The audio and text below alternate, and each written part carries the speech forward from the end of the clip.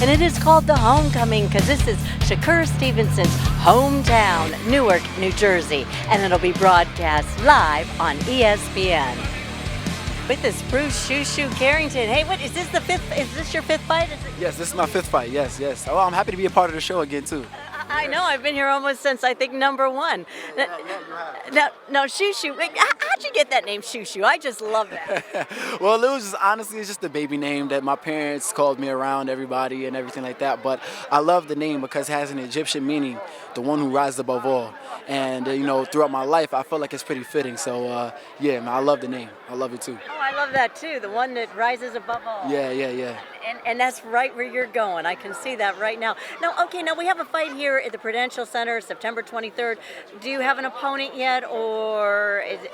As of right now, no, I don't have an opponent yet. But whoever the opponent is, I'm going to be ready for him. I'm going to train hard throughout my training camp with any and every style. So by the time my opponent does come through and I do find out who my opponent is, I'm going to be ready regardless. Do you find that harder at all, just because you don't know if it's a southpaw, orthodox, you're not, you know? I mean, not really, not to me, because it only took me about a round or two to really adjust to my opponent and figure my opponent out. So whether I know who my opponent is or not, the result is going to be the same in the end. Yeah, talk about adjusting.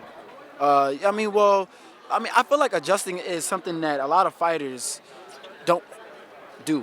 Like, a lot of fighters don't have that thing of adjusting, to be honest, because I feel like only fighters like Terrence Crawford, fighters like Floyd Mayweather, like a lot of the upper echelon fighters, like they can do that. Like even Shakur Stevenson, guys like that, they can do that. And luckily, God has blessed me with that gift as well too, to be able to do that and win these fights.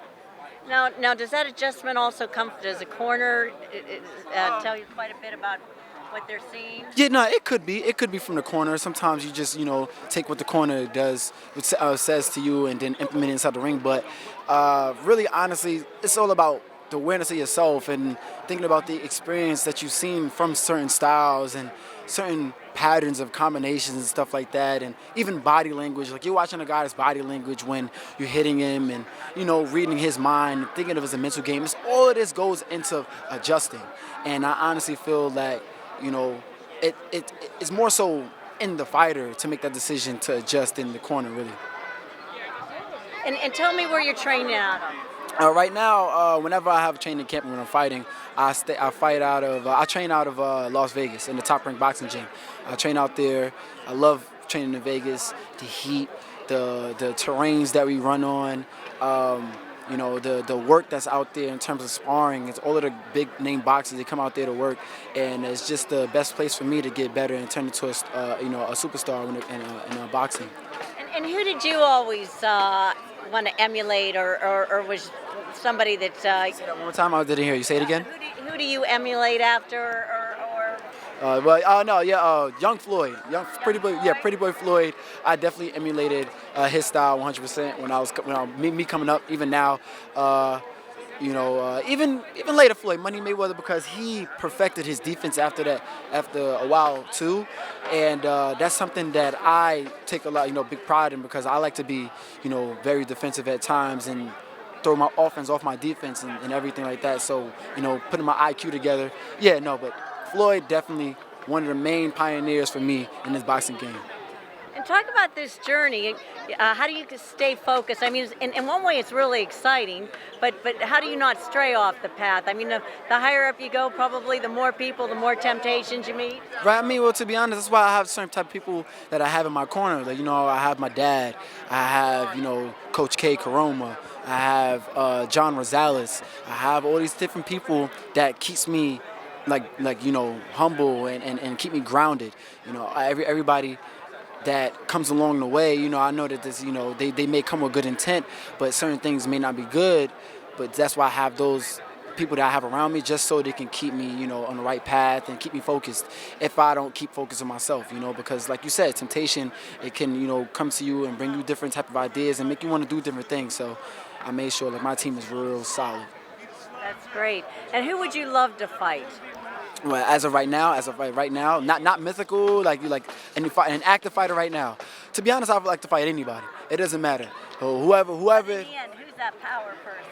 whoever it is at the so-called top while I'm up there climbing that mountain, yeah, me and you going to meet each other. Whoever it is, it doesn't matter. No names given. And before we end, a lot's going on in New York City. We have Danny Garcia going up against Jose Benavidez Jr. How do you see that fight? Oh, that's going to be a great fight. But I feel I got Danny Garcia winning it just because of his experience and his explosive power. Jose Benavidez, he's a good fighter, a very thorough guy. I was pretty impressed with his fight when he fought Terrence Crawford, but I feel like the edge with Danny Garcia with his experience and his sneaky left hooks, and I feel like it's gonna be a really entertaining fight. But I got Danny winning the fight. And then we also have the following week, hopefully, it keeps seeming to go back and forth, Jake Paul against Asim Rahman. How do you see that playing out? That's gonna be a good fight, but I'm rooting for Asim Rahman just because he's a real boxer. He gotta represent, man. Come on, man, you gotta represent. But Jake Paul, he's gonna come to fight. He has some good power. I've watched his sparring videos, and I like the fact that he's really taking the seriousness to the sweet science and everything like that. I respect him a lot for that. A lot of people might not like Jake Paul, but I respect him. Yeah, he's bringing all these different people that never watch boxing to watch boxing, and you just got to thank him. You just got to thank him for that. And Amanda Serrano. Yeah, Amanda Serrano. Yes, I'm actually training with her right now for this fight, for her next fight. Yes. She's great. She's locked and loaded. There's a reason why when she goes in these fights, she breaks these girls down. She can punch hard. She really punches hard. Yes. You would know, huh? Yeah, definitely. Yes, definitely. And she's the real deal. And so after we're not looking over any opponents, but we're confident that she's gonna win her next fight. And after that, we're coming back for Katie Taylor, and we're gonna bring that belt back home to New York. Oh, Katie Taylor, do you think that'll happen again? Oh yeah, definitely. Yeah, 100%. That was a wonderful fight. It has to happen again. That was one of the best fights I've ever seen. That has to happen. That has to happen again. Well, you know what? But the best fight is going to be here at the Prudential Center, September 23rd. Just say a shout out to all your fans. Yes. Shout out to Team Carrington, baby. Y'all already know. I already know how y'all pull up, but we're going to pull up and shut the crowd down, shut the whole stadium down, come September 23rd. And y'all be there, man. I hope y'all enjoy the fights, and definitely come out for Bruce SHU SHU Carrington.